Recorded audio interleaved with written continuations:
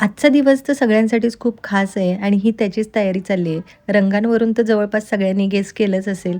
पण तुम्ही कमेंटमध्ये मला एक सांगा, की मी ऑरेंज रंगासाठी या इडलीवरती काय टाकलं असेल? मी तुमच्या कमेंटची वाट बघते. इकडं माझी ऑलमोस्ट तयारी झालीच होती आणि इकडं हे बघा तिरंगा मी तयार केला होता इडलीचा आणि आता शाळेमध्ये त्याच्या टिफिनमध्ये द्यायचा होता मला बच्चूच्या. त्याचीही तयारी झाली आणि आम्ही निघालो शाळेसाठी.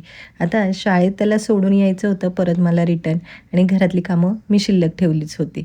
कारण आता 3 तासात मला तेवढी कामं आटपून घ्यायची होती. आईने इकडे शेंगदाणे नीट करायला घेतले होते आणि कामं करता-करता 3 तास कसे निघून जातात समजतही नाही. तोपर्यंत बच्चूचं आणायचं टायमिंग होऊन जातं आणि डोक्यात विचार असतो, की दुपारी जेवणात करायचं काय? आता ही त्याचीच तयारी चालली होती. म्हटलं असंच काहीतरी खास बनवूया सकाळसारखं.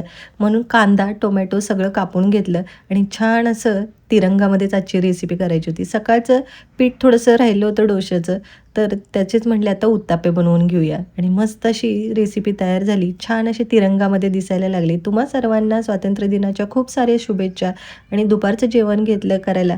मस्तच झालं होतं जेवण आजचा बेत. आम्ही लहान होतो त्यावेळी गोष्ट वेगळी होती. सगळीकडे जिलेबी असायची आणि ते दिवसच वेगळे होते. चला भेटूया नेक्स्ट ब्लॉगमध्ये. Bye bye. सबस्क्राईब करायला विसरू नका.